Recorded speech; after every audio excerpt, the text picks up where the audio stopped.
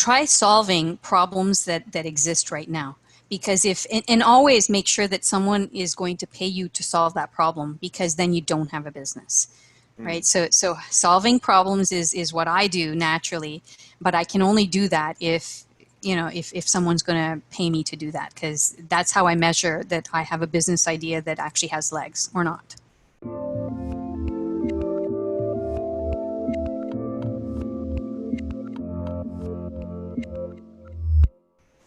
Hey everyone, this is Devin Miller here with another episode of the Inventive Journey. I'm your host, Devin Miller, the serial entrepreneur that's grown several businesses to 7- and 8-figure businesses, as well as the founder and CEO of Miller IP Law, where we help startups and small businesses with their patents and trademarks. And today we have another great guest on the episode, and I'm sure I'm going to slaughter her name. So Afifa, is that close? That's right, Devin. It's Afifa Siddiqui. All right. As good as I can get. So I'll take that as a good compliment. So Afifa, and I still feel like I'm saying it wrong, but I'm trying. But you've run 3 different companies, one of which you focus on is Canadian Payroll Services, and kind of also have some software companies that are in a similar industry. Prior to that, if I remember our conversation a bit before, you graduated from engineering school, wound up working for power and energy and electricity and all of those, doing some engineering projects, and then switched over throughout your career through a few different ones, moved over to specializing in recruiting, and then bringing you up to today where you're doing now with more of the Canadian Payroll Services. So there's a very brief overview. I'm sure it doesn't do you justice, but with that, welcome to the podcast. All right, thank you. And that was a great introduction. And you know what I say about my name? It's like Bob. You could say it backwards. But the danger of that is when I say it, people start calling me Bob. Well, I'll try not to at least call you Bob. I can't promise Okay. I'll say your name right, but I will not call you Bob. So No with problem. that, I gave you a brief introduction, but give us a bit more about your background, a little bit more about your journey, and let's hear what brought you to where you're at today. Well, there's this question, are entrepreneurs born or made? And I think they're both, but I gotta say, I feel myself like I am a born entrepreneur, because I've always been doing something that is entrepreneurial on the side. I had a little side gig going before that was a thing to have. And, my journey, my entrepreneur's journey is, it's a lot like what you've described, but one thing kind of pivoted into the next. And I think that word pivot it's something we use now in the tech space an awful lot, but pivoting is what entrepreneurs do. We pivot into solving a variety of problems. So that's kind of what I've done. Out of engineering school, I had a business even when I graduated that a lot of people don't know. I was doing all kinds of things, but it was based on the tech of the time, which was fax machines. So did you start the business while you're in school, or did you have the idea and once you graduated you start the business? Or starting at that part of your journey, how did you get a business that you graduated? Well, so I was actually even had a little side thing going on even in high school. I would sell things that, again, got me in front of people in talking. So I'm kind of a native to trying things out and experimenting. And this is kind of key to me. And I'll only speak for myself, but I'm pretty sure a lot of entrepreneurs are like this, that we're always experimenting. I'm sure you have an element of this to your personality, Right. that when I was in high school, I always kept reading and on top of what is the tech coming out and how you can do things differently to make them better. Things I would always look at is efficiencies, and then how to make money and how to save money. Really, those are the 3 things that even today, factor into all the experiments I do in looking at what's next on the horizon for my business. So coming out of university in engineering school, I started what was then called a surplus brokerage. And, back then we had fax machines, and yes, I'm dating myself, but literally, it would send out these I'll give you blasts. the side Yeah. note, which is ironic. So, and I know it's a complete side note and interrupting your journey, but I mentioned I do Miller IP Law, where I focus on patents and trademarks. The only time and so I do a lot of technologies. I've done everything from Yeah. wearables, I've done medical devices, I've done software, I've done stuff for Intel and Amazon, and list goes on, right? And you think that with patent attorneys who work with a lot of technology, the USPTO or the Patent and Trademark Office would be up on technology, that have great systems and a lot of.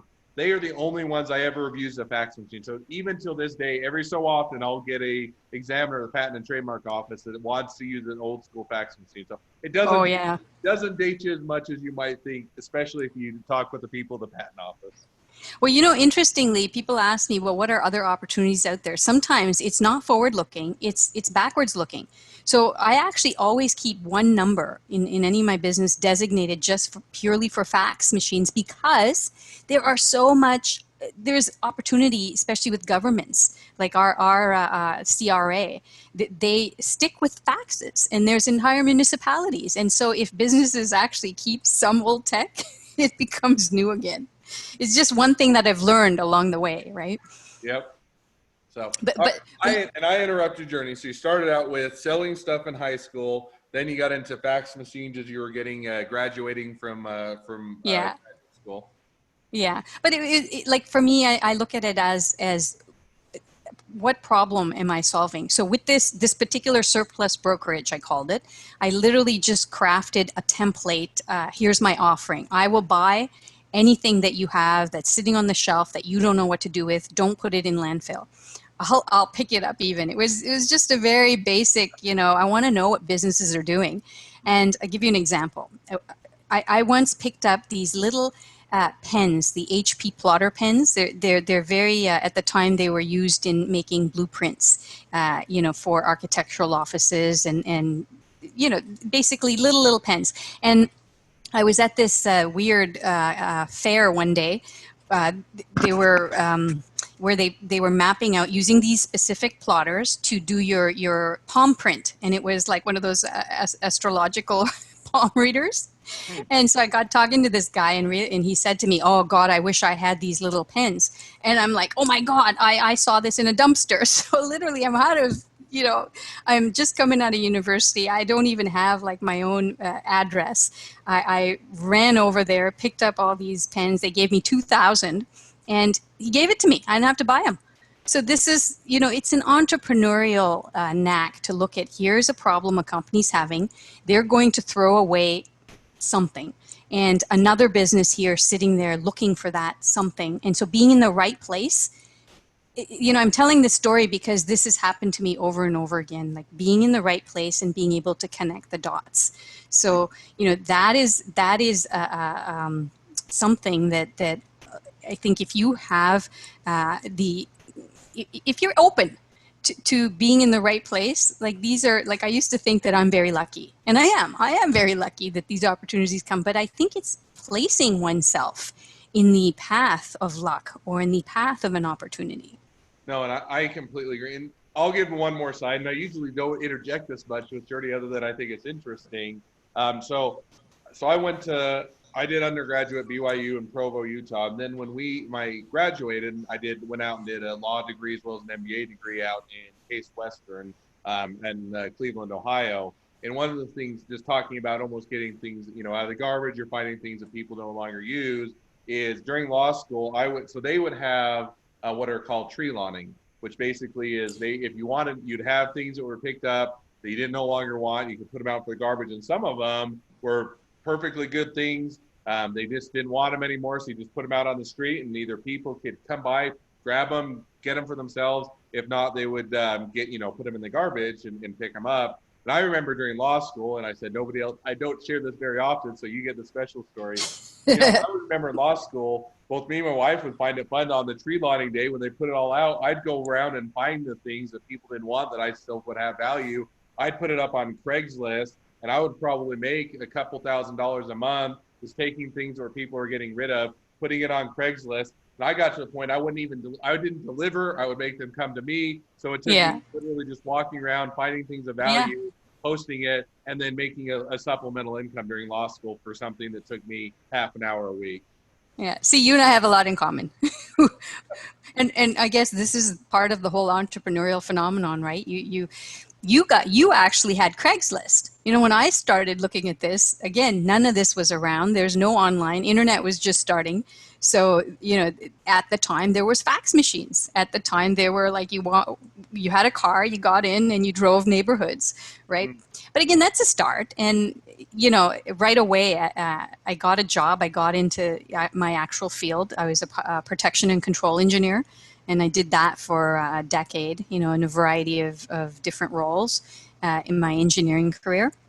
And then, just to get back on track to how I actually started, I started my first company where, something that I built to of quite, it's an operational business. I ended up with, at the high point, 15 staff, and I was quite proud of where we got to, but it was a very up and down journey, and that was the recruiting company. And, to actually go back, I didn't start it as a recruiting company. I actually started, it's called Kronos Consulting Group, and it was set up as an engineering consulting company because I was project managing different projects. And and this is not something I actually speak about a lot because uh, at that time, I was quite young. And of course, you could see I'm a brown person. So my gender, my ethnicity, and my age were all working against me as I had started launching this company. And, very quickly, I had to pivot, to use the term, and it turned into a staffing recruitment company because I still was building teams. I was pulling people together to get projects to work on, but I couldn't actually sign off or have the credibility to do those projects as a professional engineer. So, again, I knew I was going to do something on my own. In my own industry, I was in the electronics business at the time, had been sort of outsourced out. So I myself was looking for work. And I think I remember telling you in our pre-chat there that I was looking for work for myself. At the time, I would go to these interviews. In the interviews, I'd discover, this is not really the role for me, but, I can tell you who you should be talking to. And from that was where we kind of stepped into, like, I'm going to now do this for a business. But again, I also... Because I think that's interesting. So walking through, you graduated, you did the fax machine for a period of time, you worked as an engineer and worked on various projects, and then you started Kronos Recruiting. But if I understand it, I'm not trying to put words in your mouth, but you would, as you were going in, just working as an engineer, applying for different jobs, you would actually say, I'm not right for the job, but I know who it is. And that happened enough times. You're saying there may be an opportunity here that I can actually go into recruiting, help to matchmake or align those people with the people, the employers are looking for people with the people that are needing a job. Is that absolutely? Absolutely. And there's a lot of recruiting businesses out there, and, nobody graduates thinking I'm going to be a recruiter, I'm going to do this for a living. Everybody that I've spoken with falls into it. And so that is how I fell into it. And at that time I really had never been headhunted well. I had been called by recruiters, but I've only ever at that time had one good experience that I would call that recruiter back. So I said, I want to be recruited the way that I would feel good. So at that time, and this was not a term then, the candidate experience mattered to me. So I wanted to be, using my network and approaching people on a very professional level and talking to them about what was actually good for them as opposed to them fitting the jobs I had. And, it was different at that time. Sure. Remember, this is like 25 years ago. No, and I agree. So I have a follow-up question about one question. So how did you go from, hey, I'm applying to jobs to, and look, I'm not the right candidate. Oh, applying to another job. But I know who is. How did you make that to, hey, I've got an opportunity here that I'm going to start a business and actually build something around it?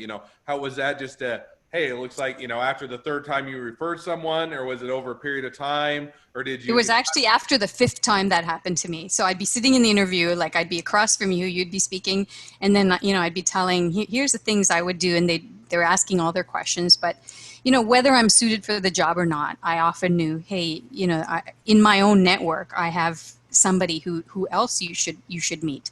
Because this is a part of my nature. Like, if I'm not right for something, or if I don't want it, I'd rather provide it to someone else. And that's the networking effect. And I think that's why my network is so strong because, you know, people do out of the blue even call me for info because I'm not going to hold back because I actually believe there's lots of competition room, right? I can even give leads to my fellow recruiting competitors, which is actually how I met my partner and also my husband. You know, I didn't know much about recruiting, so I had a number of these jobs because I was doing these interviews. And then I said, okay, I should really figure out structurally what's the best way to do this. So, you know, I'd met a few people that said both of them gave me Dale's card. And Dale's, you know, who I approached and I asked him, hey, why don't you help me with this? And then over the next year, I kind of lured him to come work with me. And that's how Kronos Consulting Group launched. Kudos both provided it was a connection for business and for love. So what more? That's right. That's right. Now you've been doing Kronos for 20 years, and if I remember right, it's still an active business. You still participate in and still do stuff with. Is that correct? That's correct. Now, one thing I do. Okay, so I have a personal belief that I can choose to move into businesses and add on, but the choice of dropping something is also a legitimate way to be an entrepreneur. So I have legacy business that's continuing, and that's particularly in the nuclear space. I have a number of contract workers that I payroll and manage through Kronos, but I'm not actively building and working in recruitment anymore. Okay. And that business, so what happened is about 10 years ago, you know, I've been watching this whole industry change, and it's so fast. Technology comes and you know, pushes things. Technology drives you off. Markets drive you up and down. You know, every single market that I entered, I didn't know much about, except, you know, when I was in the power sector. We built it from scratch, our mining division. We built from scratch the renewables sector, getting into nuclear. But it was every time you have to learn a whole new business, a whole new, and this was happening over and over again. And it's not a bad thing at all, but, you know, it's tiring.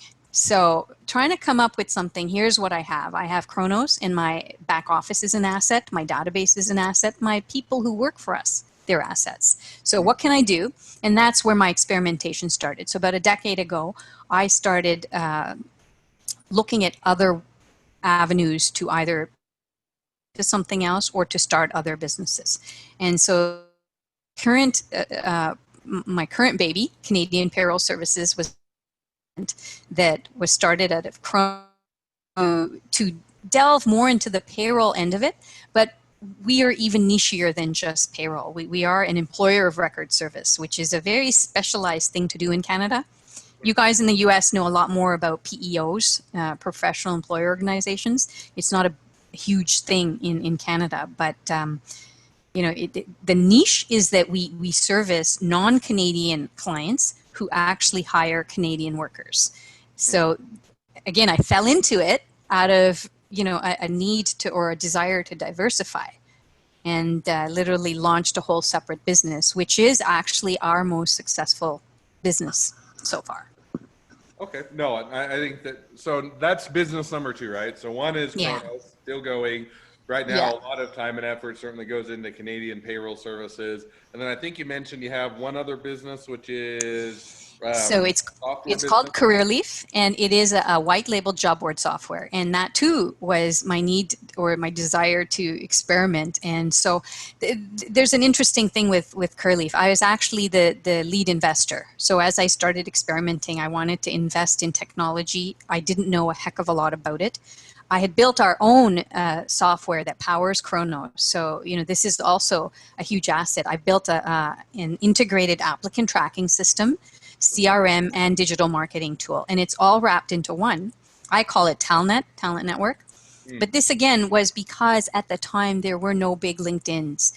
You know, there was no Taleo, and this is pre all of that. So we're still using this tool. And literally, you know, if I wanted to have something like this, I'd be out, you know, $250,000 to $1 million to integrate something to use. So I still rely on our old system. And actually, surprisingly, people call and ask if they can, you know, take a look at that. It's really ugly, but it's super functional. Oh my God. I have yet to find That's something not as like a functional. true engineer. The opposite is make it really pretty, but it doesn't do much, which is the typical software. So engineers are saying, "Oh, I don't care what it looks like, but it has to do what I want it to do." So just Yeah. certainly Yeah. suited with the background. But CareerLeaf is kind of interesting because, I invested in it. I did see a lot in it, but it wasn't able to generate revenue after the first few 2 years, 3 years. And then I was on the board of that company, and the board, then we decided that we need to change the model. So they actually brought me in to turn the pivot, or make the pivot into a B2B instead of a B2C. And I actually went a little bit further. It's now a B2B to C. So it's actually a platform service. And literally it's sold across the world. Like they actually, it's at a point right now where I hired somebody who runs it, manages it day to day. And he does a phenomenal job. He actually used to run, I don't know if you're familiar with Workopolis Niche Networks. He used to run the Workopolis Niche Networks in Canada. They're like Monster. They're like in Canada. All right. Yeah, So, but it was like it's just like another experiment that was quite successful no, outside of other experiments that weren't so successful. it takes a lot of experimenting to find the right one. So now as we, talk through all of your journey, you look for, do things, you like to experiment. You have 3 different businesses, that you're at least involved with, some of which you know more actively, and others other people running, and you help them to manage. But what do you looking out now for the next 6 to 12 months? What do you see as the direction you're going, or what's the next experiment you're headed towards? So right now, CPS is the focus. It's doing well, knock on wood. But the reason it is again, I think I was a little lucky here too, where remote work is now the COVID-driven opportunities, right? Remote work is what everybody's looking at, and frankly, CPS has been a remote first company for 6 years. So we've built this practice because all of our workers are all across Canada. And I could say that I used to think this was a negative, that I had only ever met 10% of our workforce because they're so geographically widespread. And at the time, I've only met 1% of our clients because they're either overseas or in the U.S. So these used to be, to my thinking, a negative thing. They're not anymore. This is actually us being ready for taking advantage of the COVID pandemic. And I think that so this is a key learning. People are now trying to look around, how can I repurpose and pivot? And I think something that I do naturally, I'm always looking for what's the silver lining. Every problem has to be solved, and I think that's where entrepreneurs live. So the problems right now I'm looking at is, how do you make remote working more efficient, more effective? Because this is no longer an if. It is here to stay. And I know a lot of people don't agree with that. They think that once we have like a vaccine, things will go back to normal. I don't think so.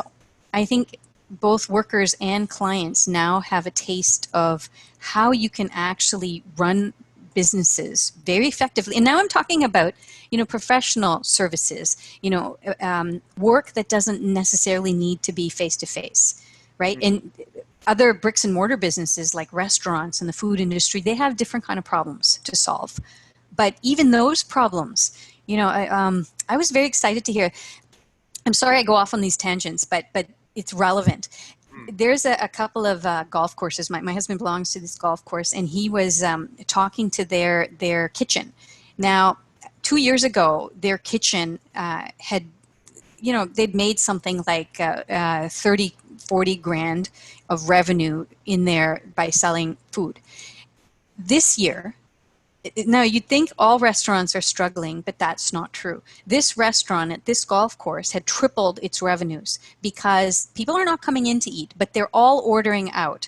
As they pass through, they have their games. They all pick up not just one meal, but the meal for the family, maybe for the week. So there's opportunities for all kinds of businesses if they're ready to change and pivot and look for those silver linings. And I think it's very hard to do. I mean, I don't want to sound like it's easy, it's not. Mm. And I never want to sound to other businesses that hey, I don't know better. I just have my own experience. No, and I'm in agreement. I think that anytime there's a change in the marketplace, it introduces opportunity. Meaning, Yeah. when you have change in the marketplace, it introduces chinks to or weak spots at other competitors or in your own business, and you can either try and just wait it out, or you can react to it, pivot, and use it as a place. Say, hey, if everybody has this chink, how can I now adapt and be different than everybody else? Yeah.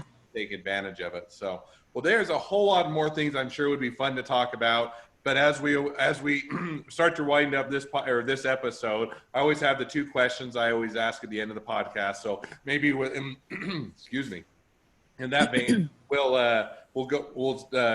jump to that now. So the first question I always ask is, what was the worst business decision you ever made? Well, I'll give you a bad decision, maybe not the worst, because I've made some very embarrassing. So I like being an early adapter. So when I was running Kronos, the VoIP, the VoIP phone systems had just come on the market, and I decided in my glorious wisdom that we're going to be one of the first to use these VoIP phones. I got the system, had it implemented, and in my stupidity, I had my normal analog phones ripped out, and we installed them. They didn't work. Right. This is early on in this space. So I literally shut my company down without having backup for 2 whole weeks while we then had to get our old phone system back. Huh. I know it's something I did. It's embarrassing, but I learned a lot from that yes, I can experiment. And my CFO, my at the time, was telling me, don't do this. I did it anyways. Hey, that's a great lesson to learn from, and a mistake that's interesting to make. So awesome. So that's the first question I always ask. Second question now we'll jump to is, if now you're talking to someone that is just getting into startups, just getting into small businesses, what would be the one piece of advice you'd give them? I would say try solving problems that exist right now. Because and always make sure that someone is going to pay you to solve that problem, because then you don't have a business, right? So solving problems is what I do naturally, but I can only do that if someone's going to pay me to do that, because that's how I measure that I have a business idea that actually has legs or not. No, and I agree. And I think that the trouble, not all good ideas are ones people are willing to pay for. I mean, you may have a great idea, and it may be the market or people are not either ready for or just don't want to pay for. And so just because you say, hey, I have a great idea, doesn't mean you should build a business around it, but rather make sure people are willing to pay for that. And then you can say, I've got a good idea that people are willing to pay for, and then you have a good product or a good business. So, yeah. Well, I've had a ton of failures like that where I built it and nobody came. So I don't do that anymore. I completely agree. And I think that's a lesson. It's a good lesson to learn. And a lot of times, see if people pay for it, build that pipeline of people that are wanting it, and then develop the product and get that feedback as you go along. So yeah, actually, Devin, I have one more story. This is actually something you might appreciate. So early on with Curleaf, as some of the experiments, I actually did get a trademark on a version of the tool called Apply Better. And, trademarked it. And I was so excited because there was this tool that I guess we were all so excited. It was called Tracklet. And what it would do is it would go follow you around and fill applications for job applications for you. But the trick was you had to have your profile set up first in order for this Tracklet to follow you around on the web. And so, that Apply Better with the Tracklet, I thought people are going to love this. No. Spend a year building the thing. Anyways. That is funny. And it's lessons I think everybody learns in some form or fashion. Is just because you build it doesn't mean everybody will come. Sometimes. Well, I just remembered because I got this notice in the mail. Hey, do you want to keep this? No, I don't use it. It was a bad idea. I'd rather not remember it. Yeah. So. Yeah. Well, it's people, as we wrap up, people want to use your service. They want to find out more about it. They want to reach out to you. They want a job. They want to invest. They want to do any or all of the above. what is the best way to connect up with you? You know, the best way is to contact me on LinkedIn, and I do accept the majority. I will sometimes look people up, but I do accept the majority of connections. And, you know, one thing we always do, and I say this to everybody who's ever worked with us, you always have time to have a 10, 15-minute chat. Because if there's something that you can give back, you should. No, I think that's great advice and appreciate that. And I'd certainly encourage people, if they're wanting to find out more or connect up with you, to reach out to you on LinkedIn. Well, I Absolutely. Thank you. appreciate you coming on the podcast. And for those of you that are listeners that have your own journey to tell and you'd like to apply to be on the podcast, feel free to go to inventivejourneyguest.com and apply to be on the show, and love to hear your journey. If you're a listener, make sure to click subscribe so you can get a notification of this and all the other new episodes coming out. And lastly, if you ever need any help with patents or trademarks, feel free to reach out to us at Miller IP Law, and we're always here to help. Well, thank you again for coming on the podcast. It's been a pleasure, fun to hear your journey, and wish your next leg of the journey even better than the last. Thank you. And good luck to you too. Thank you.